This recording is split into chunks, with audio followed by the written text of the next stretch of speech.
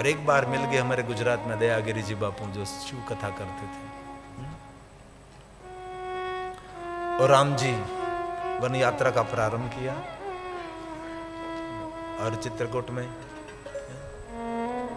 जागे से सपन अस देखा। माता सीता ने सपने में देखा, क्या देखा? सकल मलिन मन दिन दुखारे। माताओं को देखा, कैसी अवस्था में देखा? शोकग्रस्त देखा। सपने में कुछ ऐसा दिखाई दिया और माता सीता ने यही समय प्रभु राम को कहा कि मैंने सपने में ऐसा कुछ मैंने देखा है। राम जी की आंख भर गई थी, लेकिन सीता को पता नहीं लगने दिया, क्योंकि राम जी तो अंतर्यामी थे, सब कुछ जानते थे क्या हुआ है, क्या होने वाला है, क्या हो रहा है।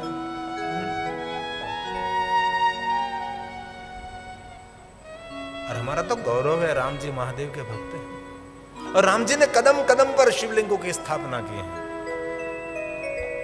कई लोग ऐसा मानते हैं कि एक ही शिवलिंग की स्थापना, नहीं, वो तो ज्योतिर्लिंग हमारा है। बाकी राम जी ने बहुत सारे शिवलिंगों की स्थापना की है। सकल मलिन मन दिन सकल मलिन मन दीन दुखारी। मैंने ऐसी अवस्था में माताओं को देखा, देखी सासू आवन अनुहारी। बात सुन ली राम जी ने, बात सुन ली।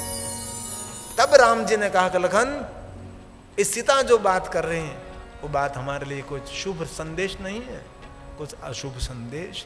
सूनी से सपन भरल जल लोचन। इसी समय राम जी की आंख भर गई थी, क्योंकि राम जी सब कुछ जानते थे। ये रामचरितमानस का प्रसाद है। सुनी सिय सपन भरे जलोचन। सुनी सिय सपन भरे जलोचन। भरे जलोचन भये सोच बस सोच विमोचन।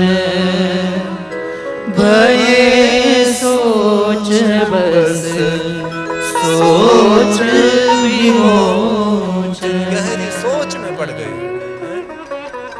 और जीवन में बहुत सारे ऐसे दुख ऐसे हैं, दूसरों को बता भी नहीं सकते आप। जीवन में, सबके जीवन में ऐसे भी दुख होते हैं, किसी को नहीं कह सकते आप। लेकिन एक बात कहूं, आपका कोई ऐसा दुख है किसी को नहीं कह सकते, लेकिन एक बार आपने महादेव को कह दिया ना, सभी दुखों का निवारण हो जाता। शंकर एक ऐसे देव है, इसीलिए तो कहीं लोग शिवालय में जाते हैं ना, तो सीधा शंकर भगवान को नहीं कहते, नंदी के कान में कहते हैं। नंदी का कान काला हो गया सबकी बात सुनते सुनते, कान में कहते हैं। अरे सीधा शिव जी को कह दो, नंदी को याद रहे ना रहे क्या पता। हम छोटे सब पढ़ते थे ना, तब सभी मनुष्य गए महादेव को पूछ लीजिए, नंदी महाराज कितनी बार खाना, कितनी बार नहाना। नंदी गया, महादेव सब मनुष्य लोग आए, कहते कितनी बार खाना कितनी बार नहाना। तो भगवान नंदी को कहा कि नंदी 3 बार नहाना और 1 बार खाना। नंदी बोलता बोलता बोलता बोलता आया, तो बीच में चूक गया, 3 बार खाना और 1 बार नहाना। 3 बार खाना और 1 बार नहाना। मनुष्य 3 बार खाना 1 बार नहाना। महादेव ने पूछा, नंदी तूने क्या कहा? 3 बार खाना 1 बार नहाना। तो महादेव ने कहा, तो 1 बार खाने का मैं दूंगा, 2 बार खाने के लिए तू जा धरती पर काम कर। इसीलिए वो नंदी बनकर, बेल बनकर आ गया धरती पर। और महादेव ने वचन दिया, वो पूरा निभाया, पूरा निभाया, पूरा निभाया। दिन रात खेत में काम करता रहा, दिन रात खेत में काम करता रहा, मनुष्य का भंडार भरता रहा, वृद्ध हो गया, बुढ़ा हो गया। तब शंकर ने कहा, अब तू मेरे वचन का पक्का निकला, आज से शिवालय में मेरी पूजा नहीं, पहले तेरी पूजा होगी। ये नंदी महाराज है। मोक्षम खटवांगम, मोक्षम खटवांगम परशुरजिनं भस्मफणिनं कपालं चेतीय तव वरदतन्त्रोपकरणम्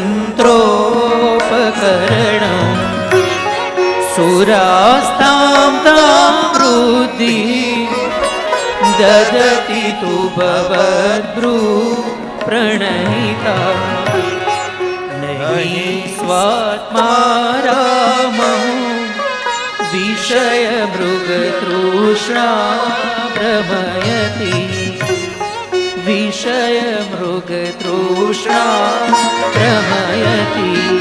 राम जी ने बात सुन ली, राम जी मौन हो गए। मैं क्या सुन रहा हूं मैं? इसी समय कहा लखन भाई दोनों पहले स्नान करेंगे। ये बहुत कठिन बात है। लखन सपन यह निकले हो, ये ठीक नहीं। ये जो आप सुन रहे हैं ना लखन, वो बात सुख देने वाले नहीं है, ये बात कुछ दुख देने वाले है। रामचरितमानस तो अर्क है, 18 पुराण सभी वेदों का अर्क। भले आप संस्कृत में इस ग्रंथ का पाठ न कर रहे कि रामचरितमानस का तो पाठ करना ही चाहिए।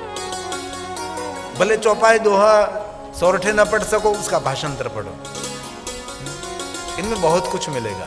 एक बात कहूं, रामचरितमानस अच्छी तरीके से पढ़ा जाए, समझा जाए, तो जीवन में कितना ही पहाड़ जैसा दुख हो, ये दुख का अनुभव आपको नहीं होगा। ये रामचरितमानस पारण करना चाहिए रोज, श्लोकम श्लोकार्ध, थोड़ा सा तो पाठ करें।